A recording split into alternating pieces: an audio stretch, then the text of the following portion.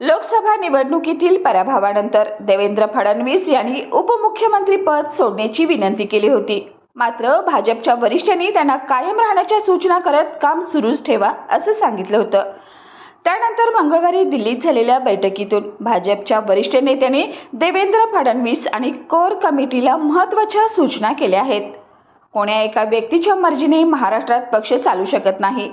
Core कमिटीला सोबत घेऊनच पक्ष चालवावा लागणार आहे.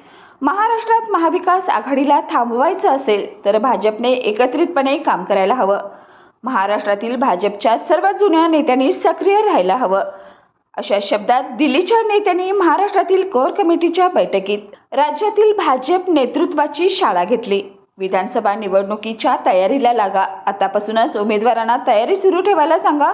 लोकसभा निवडणुकीत ज्या चुका झाल्या त्या विधानसभा निवडणुकीमध्ये पुन्हा होऊन देऊ नका.